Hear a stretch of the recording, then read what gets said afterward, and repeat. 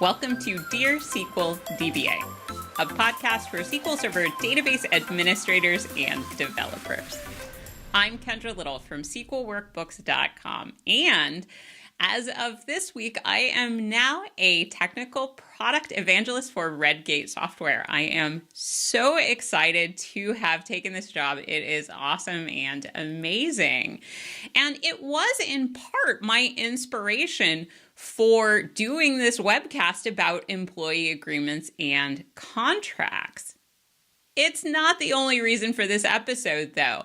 I actually saw a tweet on Twitter that was a woman who runs a software business with co-founders talking about contracts and how a lot of folks who are software developers, who are folks in IT, just don't get a lot of experience working with contracts, but that it's important because when we take jobs, most of us get a contract to sign that's really important.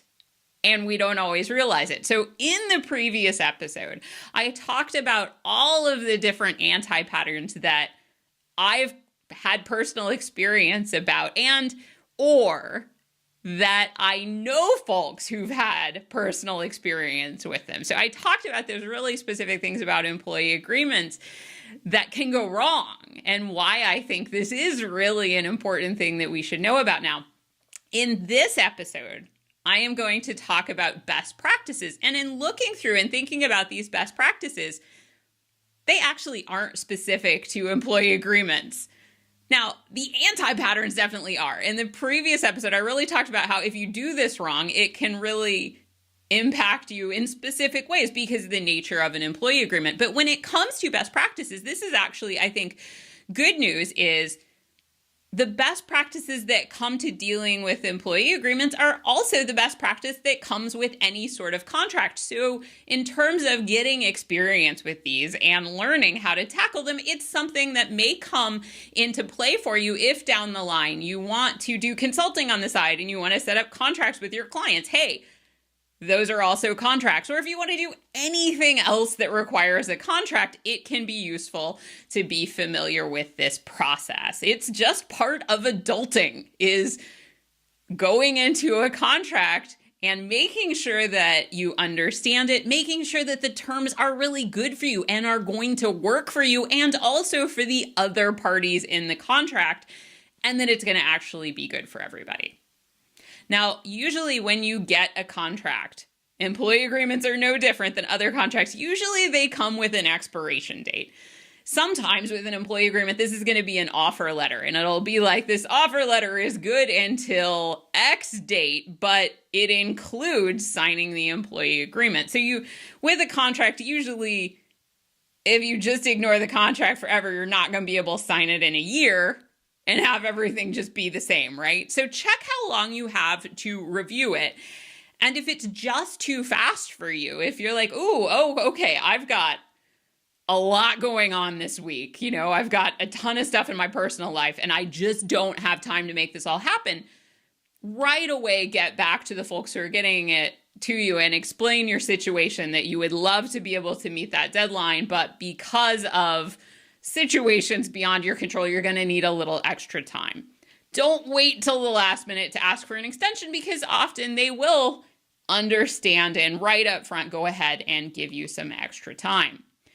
The next thing to do, and I realize this sounds like I'm stating the obvious, but trust me, the next best practice is to read the entire agreement.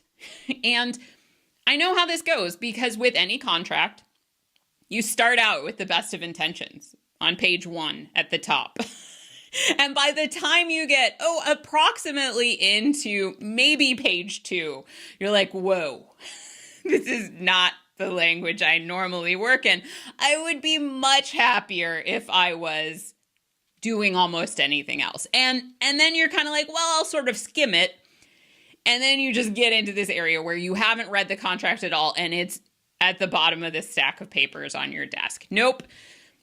Print the thing out, get a pen, make yourself sit down and read the thing through to completion and mark down the areas where you don't understand.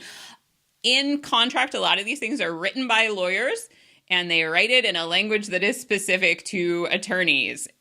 Or maybe not specific to attorneys, but generally not specific to us tech folks. So mark down what you need help understanding. Keep on going. Really do read the whole thing. And generally with these, unless you happen to be that lucky person, I don't know, maybe you took a couple of years of law school, or you just somehow have a talent for the language that this document's written in. Maybe you understand the whole thing.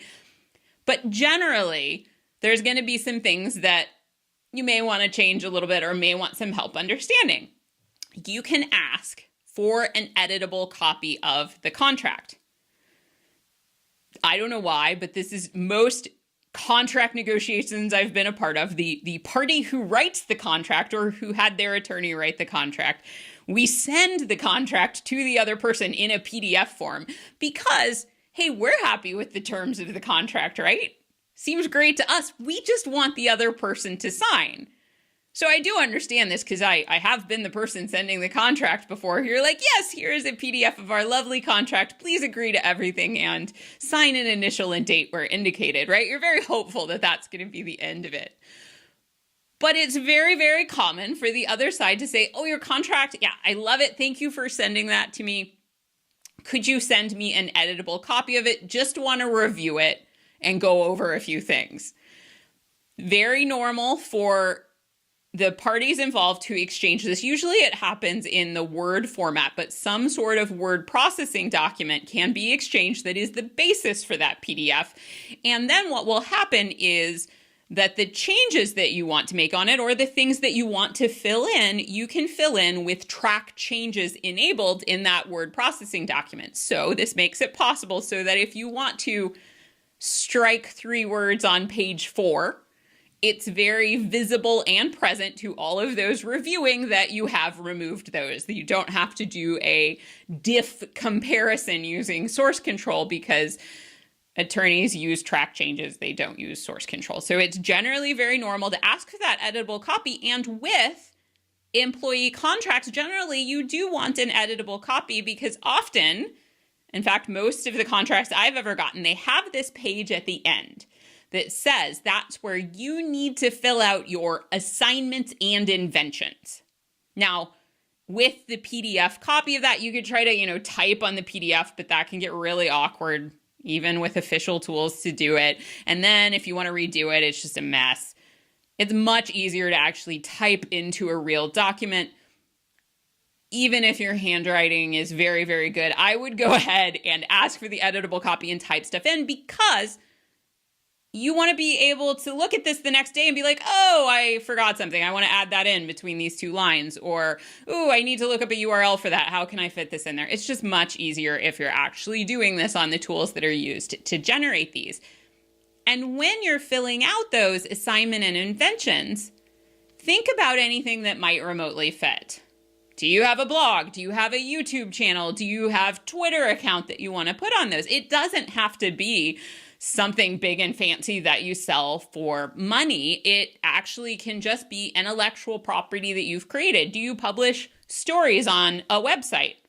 It doesn't hurt to list it, right? This is an invention of yours, something that belongs to you that has nothing to do with the job you're taking, right? The next best practice is to speak to someone who speaks the legal language, and that generally is an attorney. What you want an attorney for is to help you with all those areas of the contract where you're like, what does this actually mean? And also you want them to review the contract and see, does it look like there's anything unusual in here? So hiring an attorney, it can be intimidating because you're like, oh, that's going to cost money. And it is going to cost money. Unless this is a relative or great buddy of you who really wants to do this pro bono, generally you're going to have to pay them. And what does it cost? Well, that's what you ask when you're shopping for the attorney is how do you charge for this? What are the options? What are your rates?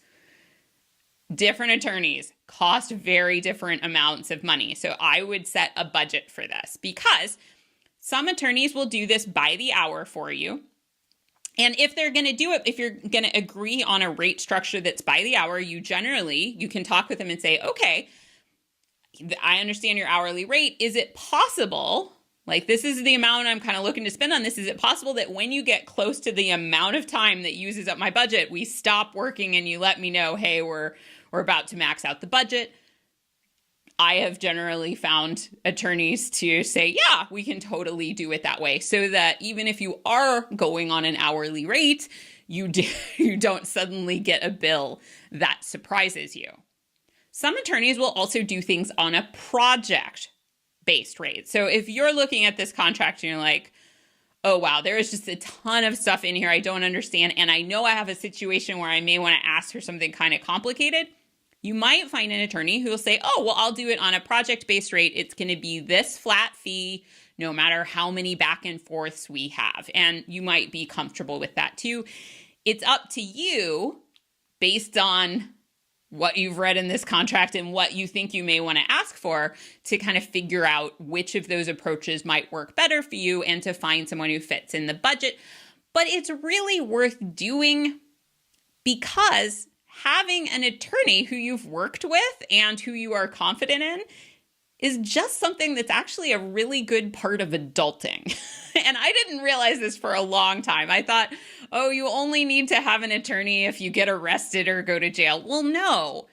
There are just things that happen in life, and it can have to do with purchasing things or with trees falling over or your insurance not doing what you thought they were going to do after a fender bender. There are just things that happen in life when it's really useful to have an attorney you trust who you can ask about it. And they may not be the same person who helps with that. The attorney who helps with your contract may not be the same attorney who helps you figure out with what to do with a strange situation with the city and your sidewalk. But oftentimes, if you're working with a local person, and you do generally want to work with an attorney familiar with the laws of employment in your state and in your country, right, in your specific region, usually if you can hit up that person later and be like, hey, I have a problem with this area. Do you know someone who's good for that? Tech people are the same way. We have specializations. We are great in our specializations. We don't know how to do everything, but we often have a really good idea of other people who can help with other technical problems. So yes, a lawyer is going to cost money. Yes, it is going to take a little bit of your time, but also really, really worth it just for other things that come up with life. So if this is the thing that strikes you out to do this and to learn how to really work with contracts, that is really valuable life experience. An attorney, even if you're looking at the agreement and you're like, yeah, I don't see a really big problem with this, a good attorney can point out areas of it that may just look unusual. So there's parts of the contract that may look scary that may actually not be that scary that the attorney can help you understand. And then there are things in there that may look normal where they may come to you and say, actually, in a certain situation, this might not be good for you. And they will explain why that is and alternatives that you might be able to ask for. It's really like just having a very knowledgeable person, hopefully, if you find a good attorney, a knowledgeable person with you there. And when I say hopefully you find a good attorney, I have found great attorneys in people who I go to the gym with. So I haven't found it. It may be that I'm just a really lucky person, but I have been able to find really helpful people who don't charge insane rates without looking too far. Like I said, it is worth finding someone who's knowledgeable in your own region. So if you're in the Oregon area in the United States, I've got some great people to refer to you. You want to find folks who are knowledgeable about your area, though, as well. You want to look at the contract, too. You may want to potentially negotiate some benefits into it. And I say potentially because it's possible that when you get to this point, it's possible that you've done a ton of negotiating already. Sometimes when folks get to the employee agreement and offer letter phase, they've already worked out the details of, hey, I'd like this amount of salary and I negotiated in some extra training days, or I negotiated in a signing bonus, or I negotiated in a different kind of benefit or a different job title. There are different areas we can negotiate with. And if you're happy with all of those, then you just want to make sure that they are reflected in the employee agreement as much as possible and are not contradicted by it. So you want your attorney to understand more about the package that you're getting, anything you've negotiated, so that they can see, is the agreement consistent with that? And there may be certain things that you want to write in if you've negotiated for them. Now, it may be that when you get to the point of getting the offer letter, this is when the negotiation is happening. It happens differently in different job interviews. So if you're just getting the, they sent you an offer letter with the first offer you have, then at that point you do want to think about not just negotiating salary, but other aspects of the contract that you may want to negotiate for. And it may be easier, like in thinking through how this is going to work, it may be cheaper for you to have parts of that negotiation happen outside of this whole legal back and forth, right? You don't necessarily want everything you're going to ask for if this is your whole negotiating process. You don't necessarily want all of that to happen between the attorneys, because maybe you can discuss with the person from HR, hey, this is the first time I've seen this salary offer, and I would like X, and other things that would be good for me are Y, Z, etc. You may want to step aside from the contract for a few minutes and negotiate that out so that you're not paying for every back and forth on how many training days a year can you get, right? So you may want to, depending on where you are in the negotiating process, work with your attorney on negotiating that, but you may also want to take a little time, do your back and forth, and then go back and say, okay, we're going to work this all into the contract now that it's hammered out. Every situation is different. And depending on who you're working with, you may find that you can do this quite easily and then just say, okay, now let's work on getting the wording down, and then we'll be fine. These final best practices, they do get harder because being patient is a really important thing when it comes to these contracts, and not reading things into delays. With any contract negotiation, from buying a car to getting a job to doing anything else, sometimes you make a request and you're negotiating, and then there's a long pause. And you sometimes assume this is a tactic. Sometimes you assume the worst. Sometimes it seems like, oh, they're just not going to agree to this. Well, maybe, but it may also just be that they have in-house counsel and their in-house counsel's on vacation.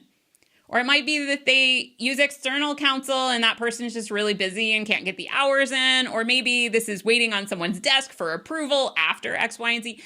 Don't suffer if you don't have to. Check in when you can and say, just checking in, see how things are going. Do you need anything from me? Can I help? Keep the conversation alive if there are long pauses, but try not to read too much into delays, because with any sort of contract negotiation, there's just often multiple people involved and there can be delays. And often it really doesn't mean anything at all other than life is happening and things can take longer than we want. As much as possible during this process, stay positive. Look, things are great for you.